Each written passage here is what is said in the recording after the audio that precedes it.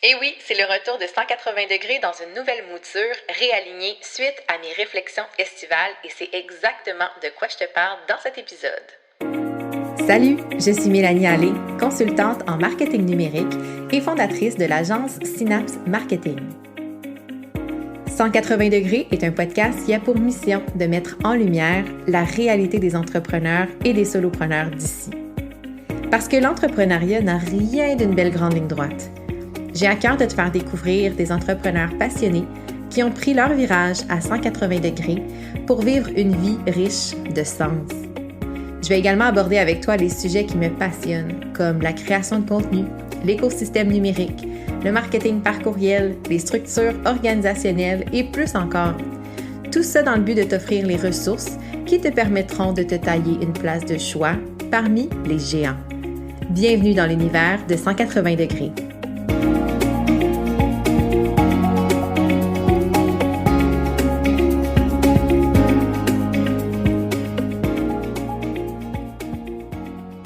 Salut à toi! Bienvenue dans ce premier épisode de la saison 2.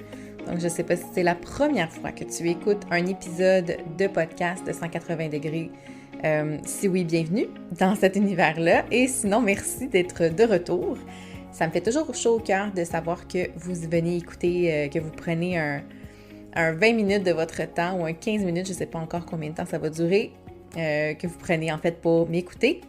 Donc, j'ai pris une petite pause, comme vous l'avez vu, en fait, pour faire une transition entre, ce que j'appelle la saison 2, mais tu sais, il y a aussi une continuité là-dedans. Donc, un pas de recul, un temps de réflexion pour voir, en fait, comment rendre ça encore plus agréable, comment avoir plus d'impact encore avec le podcast, comment faire les choses mieux. Puis, je pense que c'est nécessaire d'avoir toujours ce pas de recul-là, ce temps de réflexion, de se repositionner, qu'est-ce qui est juste, qu'est-ce qui est bon, de quoi j'ai envie de parler, qu'est-ce que j'ai envie d'avoir, de faire comme impact. Donc, c'est vraiment ce que j'ai fait cet été par rapport au podcast. Et je vous parle en fait dans l'épisode brièvement aussi de ce qui s'en vient pour justement comment j'ai le fruit de ma réflexion finalement. Vous allez être aux premières loges de tout ça.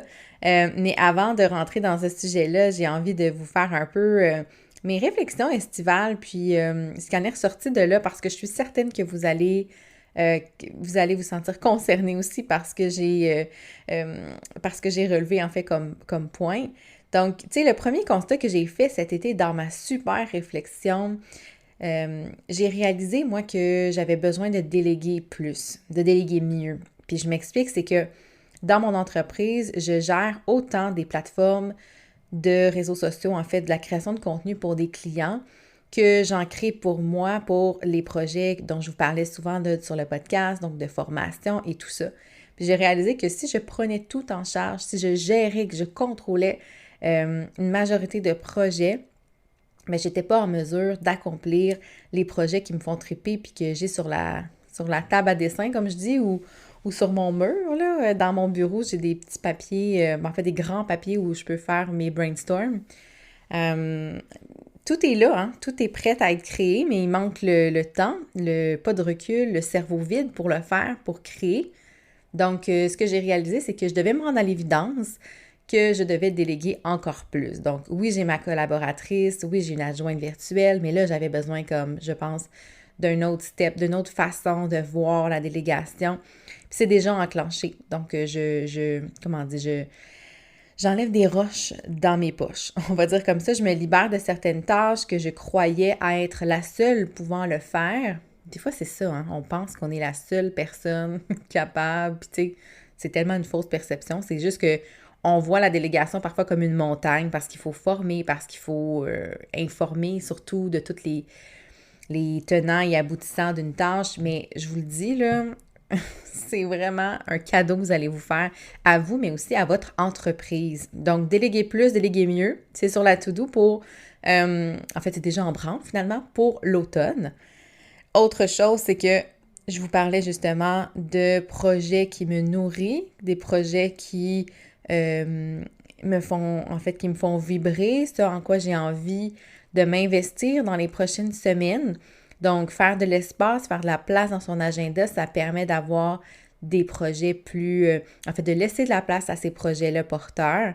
Donc, je suis en train, là, au moment où j'enregistre, je suis vraiment en train de revoir, de remanier l'agenda, ma planification, comment je peux faire pour laisser émaner ces projets-là. Donc, je vous parlais de formation, il y a tellement de choses que j'ai en tête parce que je vois tout le potentiel que ça a et je vois tout l'impact que ça peut avoir auprès de ma communauté d'entrepreneurs. Puis c'est vraiment ça que j'ai envie d'accomplir cet automne.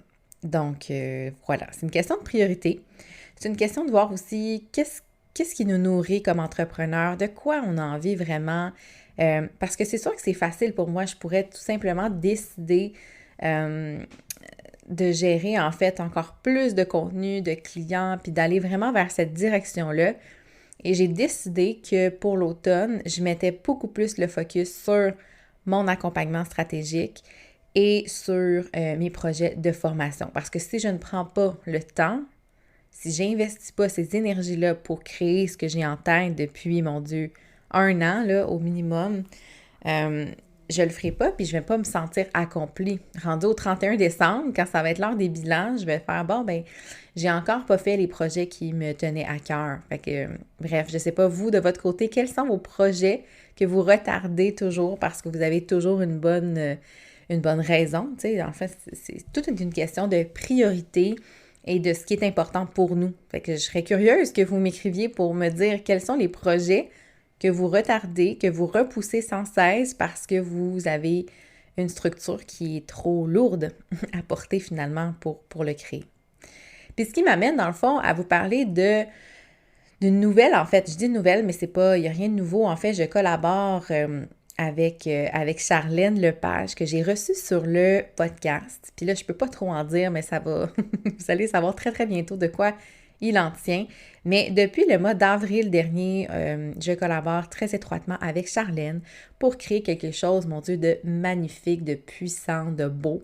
Charlène et moi, en fait, on était dans un programme d'accompagnement ensemble et nos énergies sont très complémentaires et on a décidé en fait de créer quelque chose ensemble.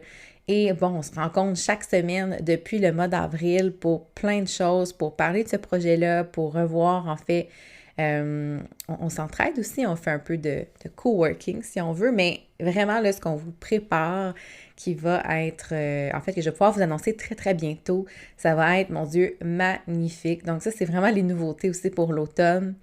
Je peux pas trop en dire, mais ça va vraiment s'adresser aux entrepreneurs. Donc, je sais que Charlène, bon, son audience, c'est des femmes, en fait, qui ont envie de se prioriser, de se traiter comme des reines, parce qu'elles sont des reines, parce que nous sommes des reines, bref. Et là, dans ce qu'on crée, mais on va vraiment s'adresser à la femme entrepreneur qui a vraiment envie, encore une fois, de se prioriser et que son entreprise soit au service de sa vie pour nourrir sa vie, finalement, et non pas l'inverse. Donc, voilà, ça va être annoncé très, très prochainement. Donc, restez à l'affût. Puis, si je reviens, en fait, au sujet principal par rapport au podcast, je vous disais d'entrée de jeu dans l'introduction que j'avais pris un temps de recul, un temps pour réfléchir à ce que j'avais envie d'ajouter ou de bonifier ou de modifier par rapport à 180 degrés. Donc, les entrevues vont rester parce que c'est tellement le cœur, je pense, du podcast, de parler à des entrepreneurs, de comprendre leur propre virage à 180 degrés. Des fois, ça nous donne juste la perspective qu'on a besoin pour prendre la hauteur, pour voir, en fait, avoir des perspectives différentes finalement. Donc, j'adore les entrevues et d'ailleurs, il y en a de très belles qui s'en viennent dans les prochaines semaines. Donc, restez à l'affût aussi à ce niveau-là. Je vous dis, c'est toujours nourrissant. Je ne sais pas pour vous ce que vous aimez le plus écouter comme type d'épisode. Moi, personnellement, j'adore les entrevues parce que souvent, c'est des épisodes qui sont un peu plus longs. Et, tu sais, quand on va prendre une marche, quand on fait la vaisselle, tu sais, il y a quelque chose comme on écoute une belle discussion. Donc, c'est toujours très nourrissant pour moi et c'est ce que j'ai envie aussi de vous offrir sur le podcast. Donc, un espace pour aller puiser un peu d'inspiration avec d'autres entrepreneurs. J'ai aussi envie, encore une fois, de partager des notions marketing, de partager, en fait, des réflexions entrepreneuriales aussi. Je pense que c'est quelque chose que vous aimez aussi. Là, si je regardais les statistiques d'écoute par rapport aux épisodes, quand je vous parle aussi évidemment de marketing, de développement des affaires, de tout l'univers, en fait, numérique, l'écosystème web et tout ça. Je sais que ça vous sert, je sais que vous avez besoin parfois d'entendre une vision un peu plus simplifiée et un peu plus, synergique. Hein? Moi, je parle beaucoup de marketing synergique, puis j'en ai parlé, là, si vous ne savez pas de quoi je parle, j'ai un épisode dans la saison 1 sur le marketing synergique et je vous explique en fait en détail ma vision du marketing. Bref, vous pourriez écouter ça, puis écrivez-moi si ça résonne avec vous. Donc ça va rester également. Ce que j'ai envie d'ajouter, de bonifier en fait le podcast, c'est d'avoir des sessions de Q&A, donc de questions et réponses. C'est-à-dire que je prendrai les questions tout au long de la saison et il y aura des épisodes dédiés dans lesquels je répondrai à vos questions. Moi, je crois beaucoup, en fait, que lorsqu'on écoute les réponses à des questions qu'on ne sait pas nécessairement nous poser nous-mêmes, on apprend énormément en écoutant la réponse. Et je trouve que vous avez toujours d'excellentes questions et je trouve ça plate des fois de ne pas faire profiter les autres qui font partie, dans le fond, de la communauté des auditeurs, on peut dire ça, du podcast. Donc, c'est ce que j'ai envie de faire, de mettre la table. Donc, pas chaque semaine là, des Q&A, mais vraiment avoir des épisodes dédiés à ce genre de contenu-là. Je trouve ça tellement important de prendre le temps de répondre à vos questions, puis de vous aider, puis de vous éclairer. Des fois, ça peut vous donner un petit coup de pouce dans votre quotidien, dans l'implantation finalement de vos stratégies marketing. Et la dernière chose que j'ai envie de bonifier, ce sont les conseils d'experts. Donc, je vous donne un exemple. Il y a certaines réalités ou certains enjeux que peuvent vivre les entrepreneurs. Par exemple, je donne un exemple, vous voulez engager votre tout premier employé, à quoi faut-il penser? Ben, moi, j'ai pas 100% de ces réponses-là, j'ai peut-être une partie, un 20%, 25%, mais pour ce qui est du reste, j'ai envie de recevoir des experts qui pourront, eux, vous donner en fait toute la réponse complète pour répondre à ces enjeux-là. Donc, évidemment, je vais identifier des sujets, des enjeux qui sont réellement, qui font partie en fait de ce que vous me parlez, évidemment des enjeux de la communauté, de ceux que je connais. Si vous avez vos propres enjeux, vous dites « Crime, ce sujet-là, je trouve qu'on n'en parle pas beaucoup », ça peut être en lien avec, en fait, toutes les sphères de vos entreprises, donc les finances, le marketing, les ressources humaines, la gestion des opérations, il n'y a pas de limite. En fait, le but, c'est de comprendre que, tout comme dans les 8 piliers d'action du marketing synergique que je vous parlais, mais dans une entreprise, il y a aussi cette synergie-là entre les finances, les ressources humaines, la gestion des opérations et le marketing. Donc, j'ai envie de parler de tout ça, j'ai envie de parler de ces piliers-là, de ces fonctions, en fait, finalement, d'entreprise, et de démystifier peut-être certains aspects et vraiment, comme le dit, conseil d'experts, donc de vous conseiller pour prendre vos décisions le plus éclairées possible. Donc, c'est pas mal ça. 180 degrés, saison 2, c'est vraiment un podcast revampé. Donc, j'ai pris ce qui fonctionnait le mieux, j'ai bonifié et avec justement ces nouvelles idées-là. Et j'espère sincèrement que vous allez apprécier la nouvelle mouture. Je vous invite à partager le podcast dans votre entourage, dans votre communauté entrepreneuriale. Je suis convaincue que si vous, de votre côté, vous êtes convaincu que ça peut apporter de la valeur, en fait, de le faire profiter à plus d'entrepreneurs possible, ça serait super gentil de votre part.